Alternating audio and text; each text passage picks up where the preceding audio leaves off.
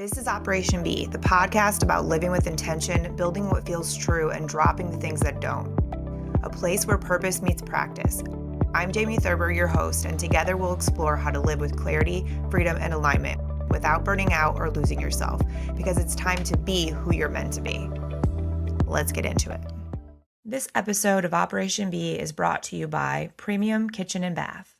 What's up, guys? Welcome back to another episode of Operation B. It's a place where we come to have real conversations about being actual human beings, not robots, in ways that we can operate in ways that feel good to us and are in a growth-oriented fashion towards the things that we actually want.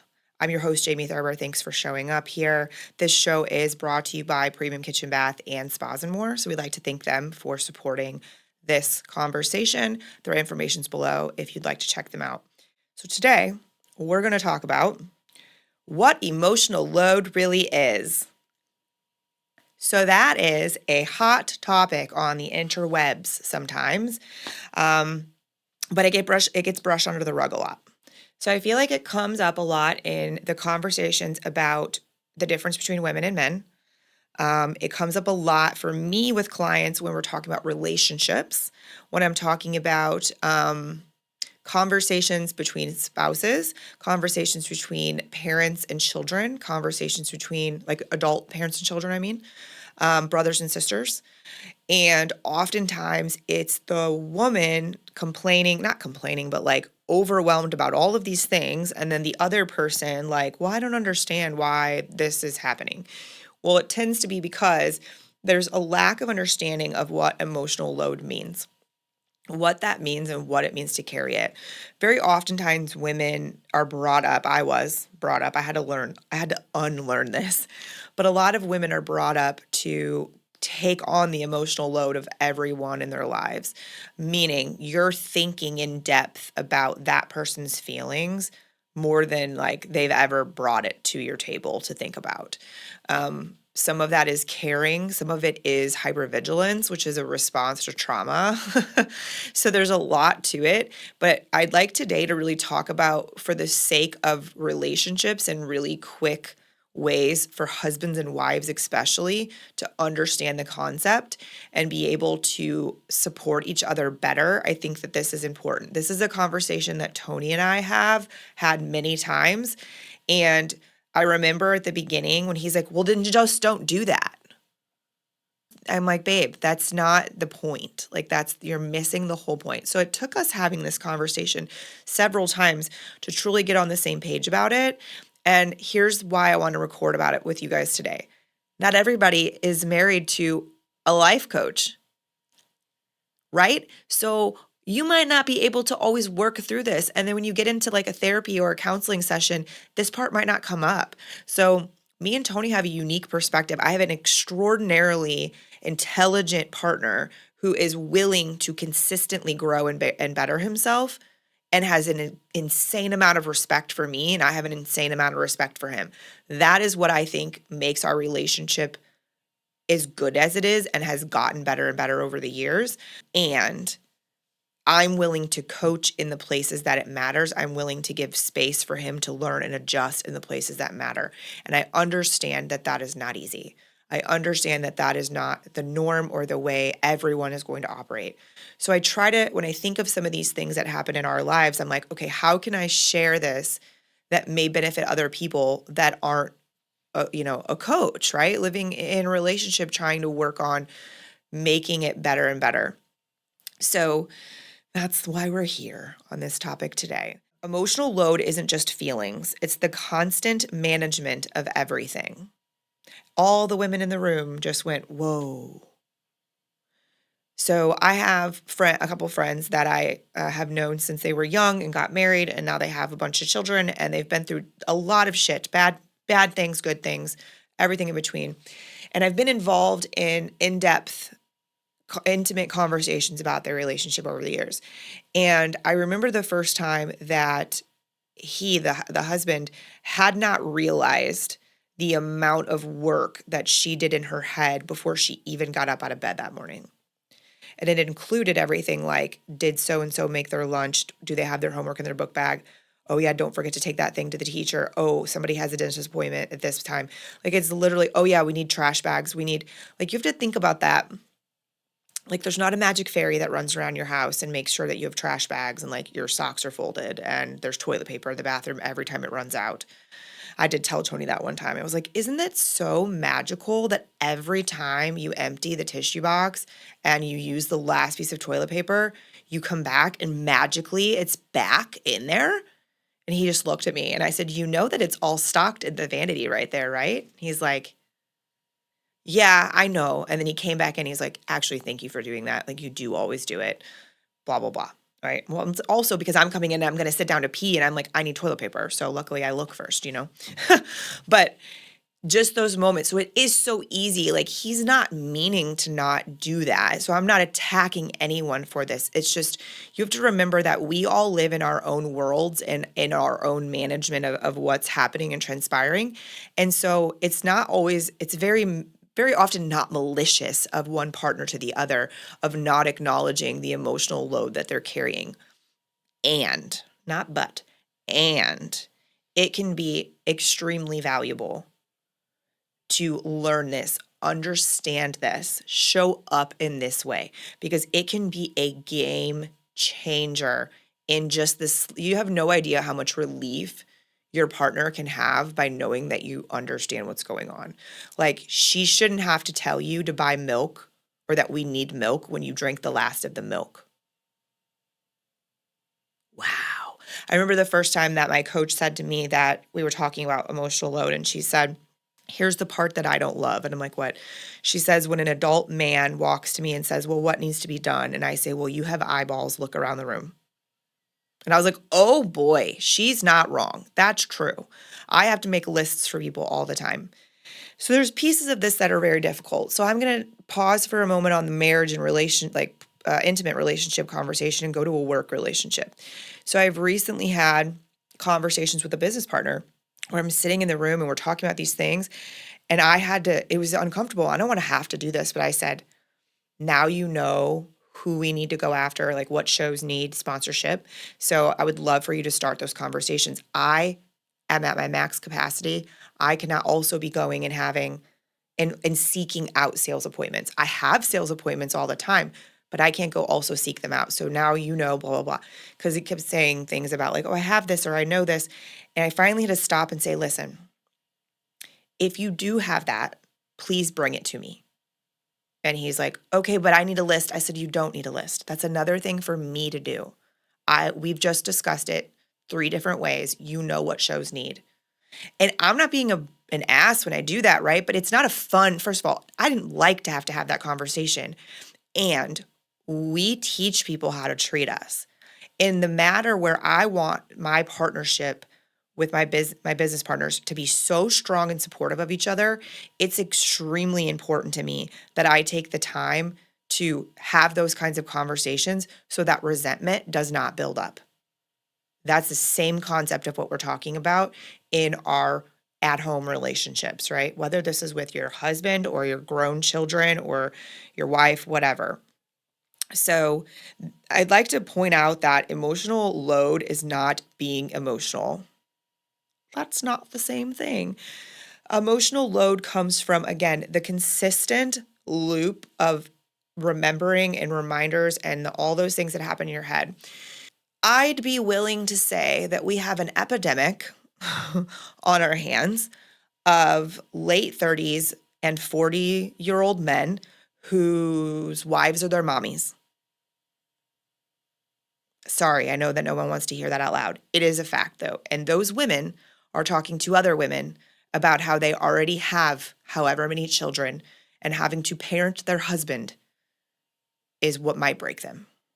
Now, I could go on and on and on about how it takes 2 to tango, right? Like, you might have taught him that it's okay to treat you that way. But as a man, how does that feel? That your wife feels like you're just as much as your 10-year-old child because she has to remind you to brush your teeth and wash your socks, and that you have a doctor appointment tomorrow when you have a phone in your hand that has a reminder on it. Like, these are just the things I ask. Like, If we can come together in relationships as two whole individuals that, yes, support each other, don't get me wrong. I put reminders on Tony's calendar from my phone because it is easier than him doing it. But guess what? Once that reminder is on his calendar, I do not remind him about it again. He is a grown man. And if he chooses to ignore those reminders on his phone, that's on him. And he knows it. There was very early in our relationship, he would come, oh, I missed that. I'm like, it sucks. But he communicated with me. If you put it on my calendar, can you have it remind me 24 hours before, 5 hours before, and then 2 hours before? I'm like, absolutely. So every time there's something I need him to be at, like a doctor's appointment or his taping of his show. Now, granted, he's always still 15 minutes late. That's just the world we live in, unfortunately. Sometimes he makes it. He has the best of intentions, but he knows when he's coming because that's the rule that we do. We have those reminders. So anyway, I digress. With that, again, right? Communication. When two whole human beings can come together and support each other where it's needed, and sometimes one's giving 80% because the other one only has 20% to give, and then it goes like this, that is how you help the emotional labor not be completely over here, where this person's weighed so far down and the other one's like, I don't understand why you're so stressed out. Like, it's not that big of a deal, but it is, right? So think about it like this. An emotional load is anticipating the needs of everything and everyone around you. That might be water in the studio. That might be tissues on the show where people cry. That might be, my editors, for example, the videographers. They're anticipating what's going to be needed for the next 3 shows and what they need to plug in that day before they leave. That's an emotional load that they carry as part of their job because they don't want to be the guy who didn't plug in the stuff so that the next guy has no battery, right? We don't want to do that to each other. We've all done it. And so we've had this conversation and now our team preps for each other and that's not a thing anymore. It's remembering everything. So it's anticipating needs. It's remembering everything. It's managing other people's feelings. Now, this is the one that I have the hardest time with. So I will come back to it and explain why. And it's also carrying invisible responsibility. A lot of times that nobody gave you, you just picked up one day and then have carried it forever. And it's mental, emotional, relational labor. So for women specifically, we often hold home, relationships, and business culture, right? But to talk about managing other people's feelings, I am a Libra. My nature is to I can look at every person in the situations, feelings, reasons why they feel the way they do, understand it all. What I learned in my early business days was that I would set myself on fire to keep other people warm. I would rack my brain to try to prevent someone else from feeling upset. Now, there's a difference between you did something bad or wrong or hurtful, and that person feels upset. Or you're worried that they're not going to like the way so-and-so reacted to blah, blah, blah, that you have no control over. So instead, you're managing their emotions. I've done it a lot with things like wedding invitations, going, oh my God, how am I going to get all these people into a room when I only want a wedding of 100? And I have a huge family. And everybody that I've met in the last 6 months thinks that they're coming to my wedding and it's stressful. It's just all these things. So me managing that my one person might be upset about blah, blah, blah. So what I can do is send her a letter and explain this and tell her that I'm getting it videoed. That's a lot of work in my head. Okay. Me thinking so-and-so's sister is going to be upset about blah, blah, blah. And I think of how I can make it easier for her. That is something that comes very naturally to me. So it is very difficult for me to catch. That one especially, that's on me. Nobody else is putting that, managing other people's feelings. They're not putting that on me, like toilet paper and missed doctor's appointments, right? That's not the same thing. So that one, ladies and gentlemen, is for you to start catching and realizing, wait a minute, again, spending the person's money. Just like somebody I said in another episode is trying to manage my energy and my capacity, I'm then trying to manage that person's potential emotional outcome. That is a lot of work for something that I have zero control over. What I do have control over is how I show up, how I communicate, and how I support. Those are things that I can like hang my hat on and have integrity around. And so that's what you can focus on instead in those places that you catch yourself managing other people's emotions. So then you're literally like spinning out on a situation, or when you're thinking back over something that you said and you're like, oh my God, what if they thought, well, they're mad, they're going to be all those things. Again, you have no control over that. What you do have control over is how you interacted in that situation and whether or not you do it again. So why this is a big deal? It leads to resentment, which we talked about. It leads to burnout. It can lead to not acknowledging each other's loads they carry. Divorces happen over this, guys, literally, because people don't understand the concept. They're not communicating about it. When oftentimes just acknowledging the load that the other person is carrying that day or that moment, seeing it in them, you're taking a boulder out of the backpack they've been carrying around when you just acknowledge it. So I think like I'm not going to relationship counsel you, until you're blue in the face. I think my biggest point behind this conversation today was that I hear the term emotional labor or emotional load thrown around a lot in conversations with other topics like toxic masculinity and things that people are like, ugh, and like brushing under the rug, when it's something that's so real and can be so easily handled, but create such a relief for relationships, for stress, for tension, if we just understood it a little bit better. So my goal was to be able to explain to you a little bit more of ways that might exist in your life or the life of someone that you love, so that you can understand how to play your part and make that relationship stronger. The more we understand each other, the stronger that we can be as individual humans, but also as support systems for other people without it tearing us down too. Just because you acknowledge their emotional labor does not mean that you need to take it on. That's not the point. The point is that how do we like level out the load, right?